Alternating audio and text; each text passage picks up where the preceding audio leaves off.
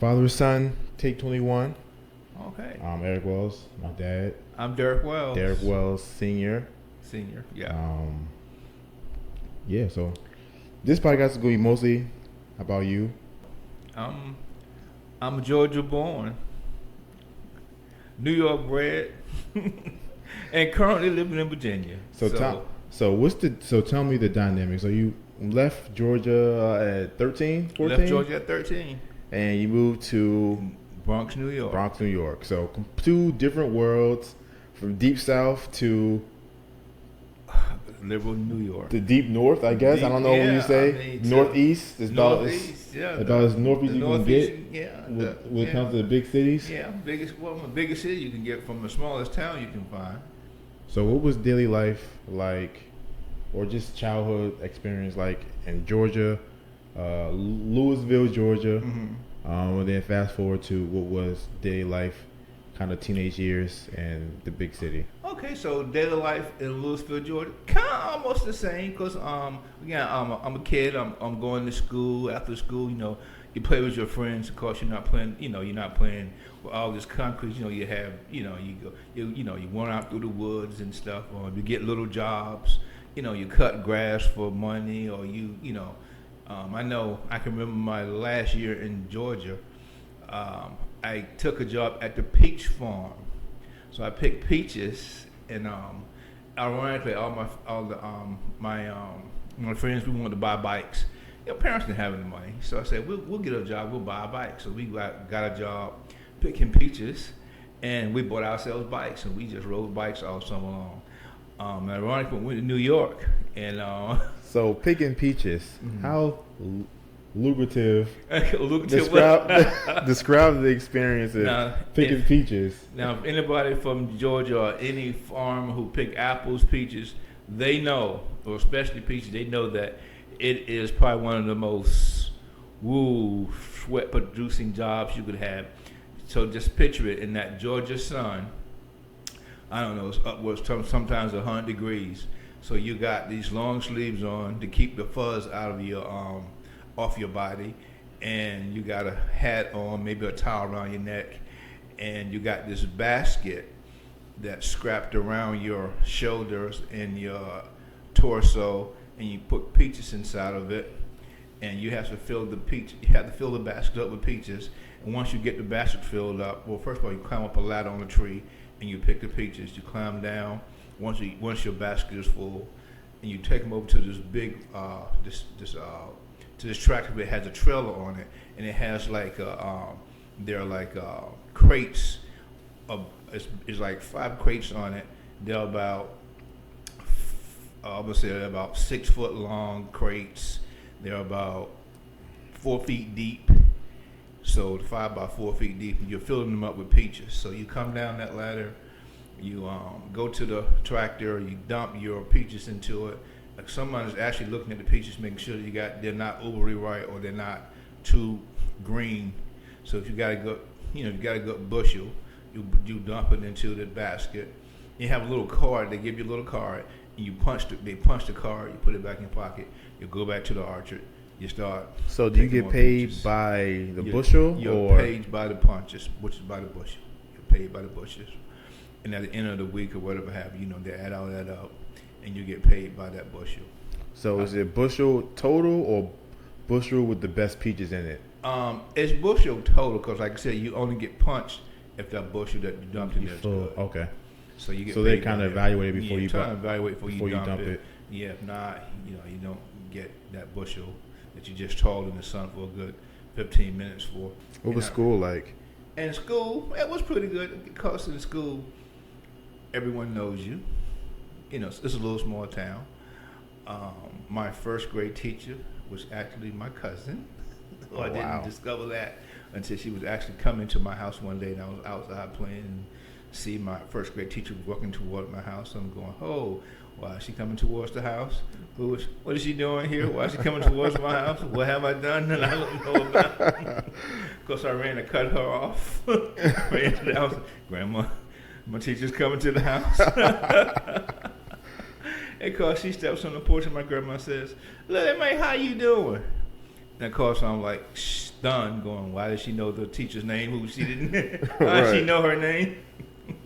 And to my surprise, she's my great grandmother's sister's child. So it's like a distant cousin. She's like the third cousin. Okay. So I said, "Wow," and I was just shocked. And the funny thing about Miss Woods, I would always take a snack to school. Normally, I would take knee-cock cookies from Lance. Stop by the store in the morning time on my way to school, get my knee-cock cookies. Take them to school, put them inside my desk, and wait until snack time after lunch to eat my cookies.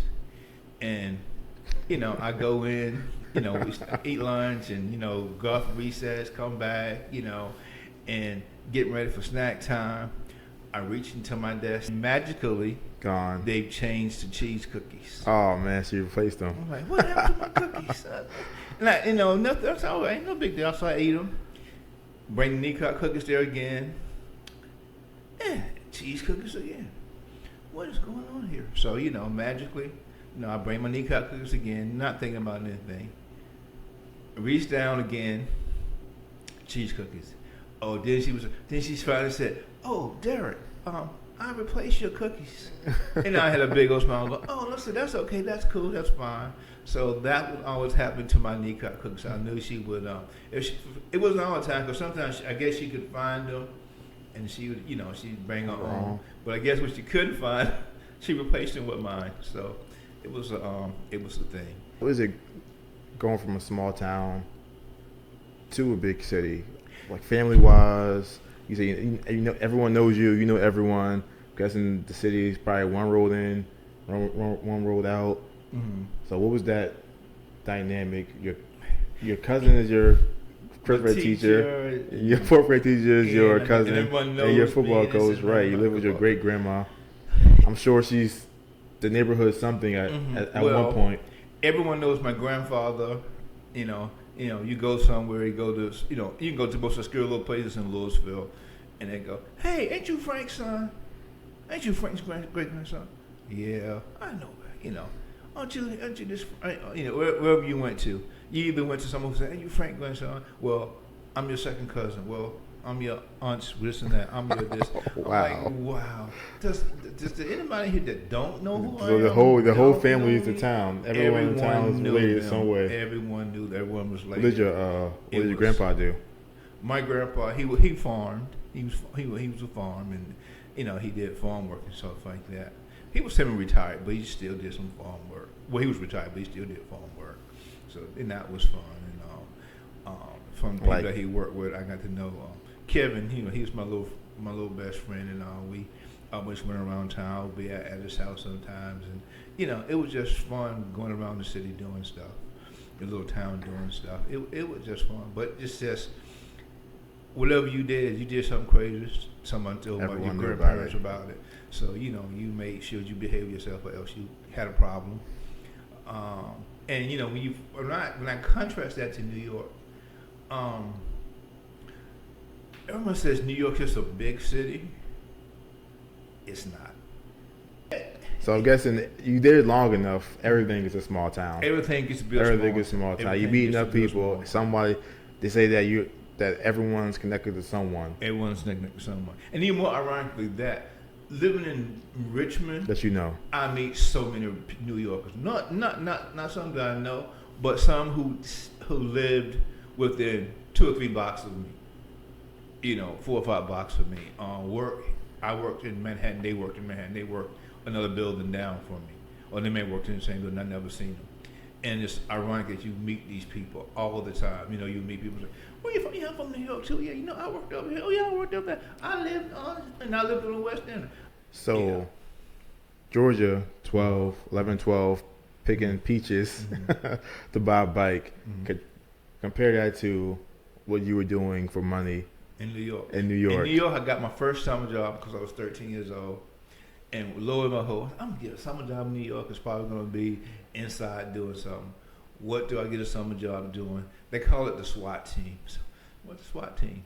It's raking leaves around the projects. Really? So I'm raking up around. I said, come on. You leave the South. I leave the South to rake more leaves. I'm like, I can't believe this. The only trees in the projects. He raking leaves outside. I'm making leaves in the projects there. How was the city back then? But the city was... This is what, the 80s?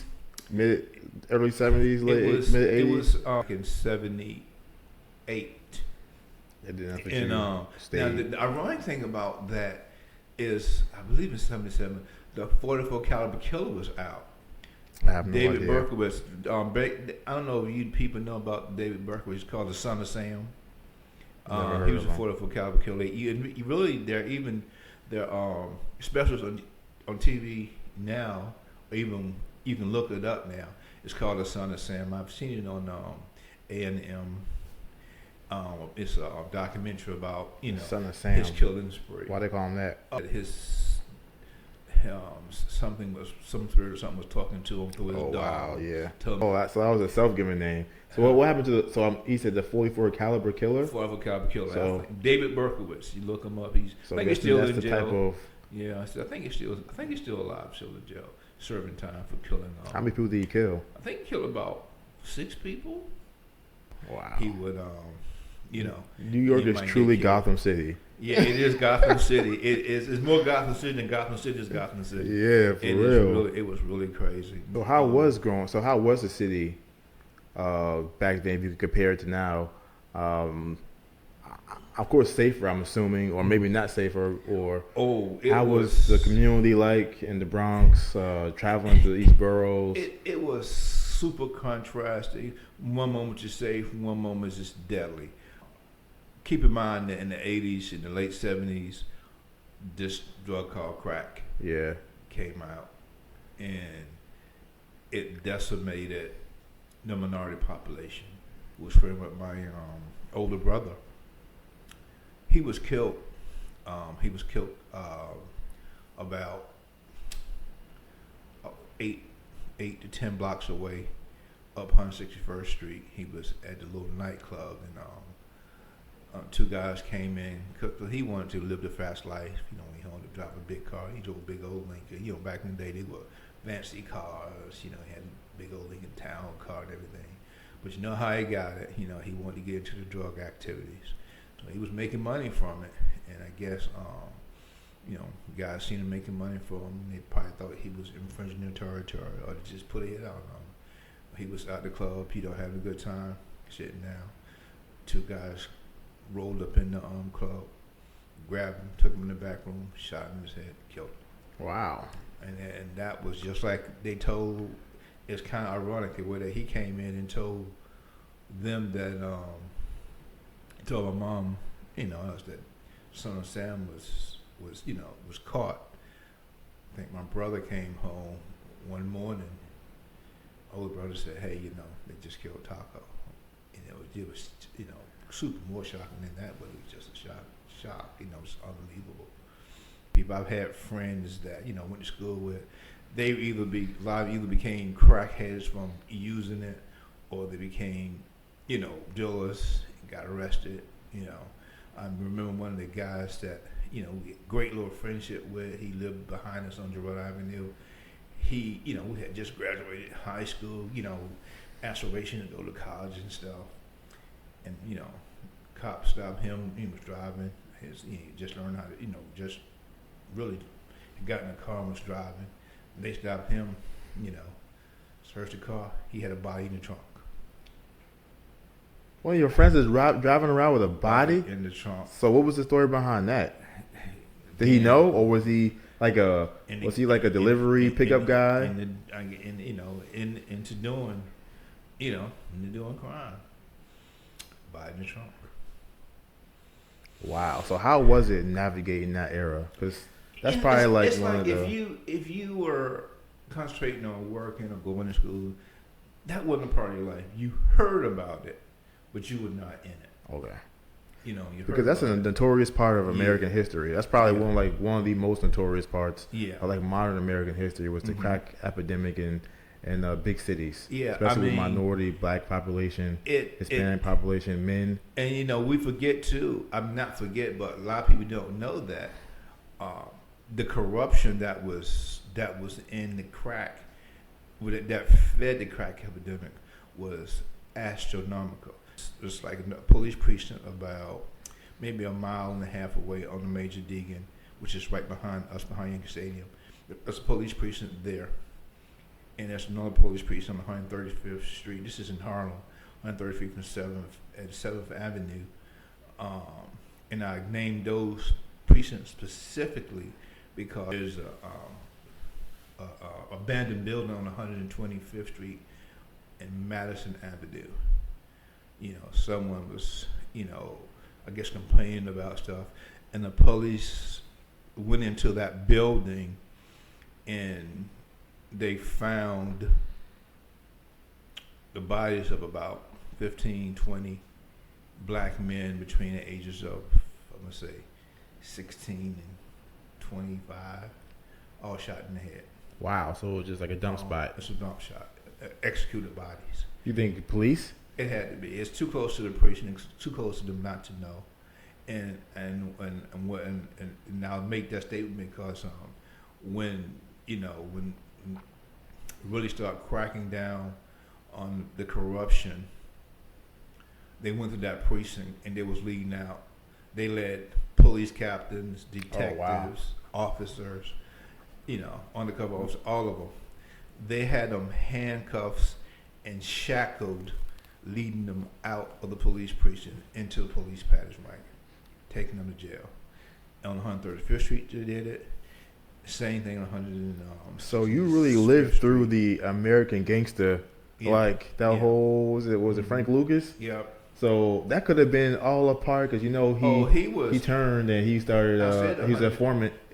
So that's the lows, I'm guessing. Mm-hmm. That's the lows of New York. The drug epidemic, crack, drugs, killing, corruption, friends getting sucked into that or going to that, getting seduced by the lights and the money, I'm guessing. What's the highlights? The highlights. The highs of your teenage years in that era. You live right there with Yankee Stadium. Like I said, we sold souvenirs. We would go by the press gate, and of course by the press gate, that's where the stars, that's where the players came in. And, right. You see Dave Winfield. You see all these guys. Even before the game, you see Rick Sharon and Bucky did and all those guys going back and forth to the stadium. You even see Howard Cosell. This is Howard Cosell. So compare and contrast the ability or the aura of meeting like Howard Cosell. They had fan clubs, of course, but like I said, it was more hands off. And like if you've seen a celebrity or pro athlete in New York, most people were really cool in New York. They would see you, they would say hey, and they might say, is that who I thought it was? And like you said, some people, a lot of the stars, especially if they live downtown, live Lower Manhattan or Central Park West, and they walk the street and you've seen them, and they would do it all the time. They didn't fear people running up to them and this and that. They may have dog shades on or just be their normal selves. I don't know if anyone growing up in New York, growing up on 161st Street, you're right across the street from Harlem. And we were being right across the street from Harlem. Yankee Stadium used to be what we call the Polo Grounds before they moved it to the Bronx. Once the Polo Grounds, they moved it to the Bronx, and the Polo Grounds was a big old rec area, and the athletes, most of the major black athletes, a lot of them will come back to the Polo Grounds and they play ball. They play each other on the course, on the polo ground. They played the talent on the polo ground. That's one thing that New York has always been unique with that aspect is, you have Rutgers. Get the Rutgers, yeah. But Get the Rutgers, yeah. It seems that that's the culture that New York will never leave New York. That's right. It's that celebrities, especially pro athletes, they seem to just make it a habit of showing up. It was a thing in the NBA, probably in like 2010-ish, where it was a rite of passage. No matter if you were a superstar, that's right, you went and played basketball at the Polo Ground somewhere in New York. One of the historic spots at New York. It was a must. You had to do it. Right. It was nothing to see Dr. J come up and play at the Polo Ground. Dr. J. Or you see Dr. J going to Modell's in the sporting goods store. Or you see Dr. J downtown at, I forget this men's shop that they used to have on 125th Street. You know, you see those people down there. You know, you see Darryl Dawkins. You see these guys, you know. You seen Clyde the Glide Frazier. You know, you seen, you know, the guys that, you know, built the sport.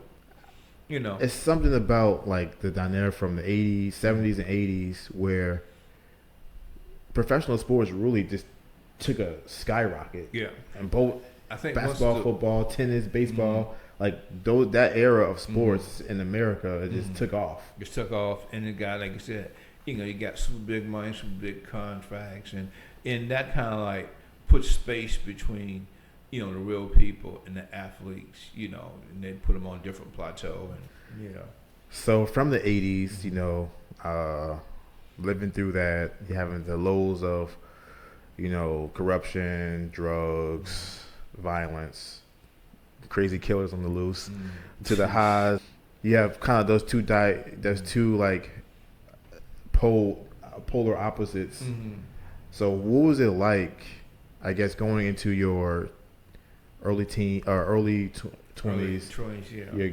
I'm guessing like college, working, career. Yeah. What was the influences to get you into your career? I tell you one thing, actually working at Yankee Stadium, you know, because, you know, being from that South, I'm a shy kid usually, you know, was a shy kid and everything, and going to New York, and I sold a souvenir, I was like, wow. That kind of broke me out my shell. So I think a year later, my brother got what we call he had what we call a board, and they had all these souvenirs stapled to the board, and you'd sell the souvenirs. Okay. So talking about like hats, hoodies, gloves, pennants. Okay. Cards, you name it. We had a little souvenir board, and you would sell it, and they give you a commission on selling the board and everything.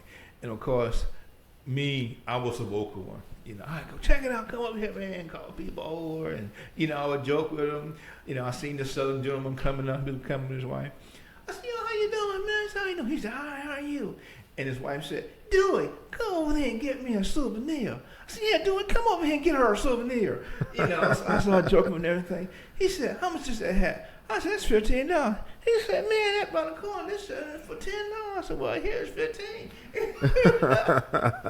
must have bought $50 souvenir for me, and I had just a marvelous time. And from then on, you know, I had a little ability to sell, and I actually got after finished school, I got a job working at R&S Shop, which is an automotive store, and I was a parts person and a salesperson at the same time. And then later on, got another job at another parts store, and I was managing an auto parts department for a department store in Long Island and all that stuff. But it's taught me to sell, but more importantly, taught me how to deal with people. Right. How to approach people, you know, how to just treat people in general, and no matter what race or whatever, however you are, however you approach me, I know how to approach you, and you know, and get you to do stuff in a certain way and get your mindset up or whatever have you. It was a great experience. It taught me a lot of things. Selling will definitely teach you people skills. It give you great people skills. And I can remember, you know, people might come into the shop looking for a light bulb, and they come up with a handful of stuff. You know, it's just once you meet them, you know, get personal with them, and just, you know, find out what's the need, this and that, what you're looking for, if you get something, this and that. And it is just, you know, we just so. So how much of you being from the South, your first half of your life, and going to New York, molded you into the ability to talk to people? I think the South gave you the earnest, honest feeling and security, and with selling and stuff, you kind of put it underneath that. It gave you a good secure feeling, made others feel secure, you know, made other people see that you were genuine and you were earnest. And that's what the southern part meets the city. And, you know, the city, I think the city will give you the charisma and gives you the outwardness, but the inwardness, the South will put into you. So did you not want to have us to have the same experiences you had growing up, you and I had growing up in New York, or did you just want to go somewhere different and just start over? Rhyming was that bad. Okay. And I tell you what changed, I knew then we had to get out. I used to work in White Plains, and we used to take the PATH train to White Plains. You know, the PATH train would stop across the street from my job, and I'd walk into the job. When I got back to the Bronx, the PATH train would stop across the street from the apartment, and I'd walk to the apartment. But right behind the train station was some basketball courts. And, you know, after work, I'd go, you know, shoot around, shoot the ball. So me and a guy was out there shooting around, shooting the ball. And, you know, we shooting around, shooting the ball. And I look over, I said, let's shoot a movie here?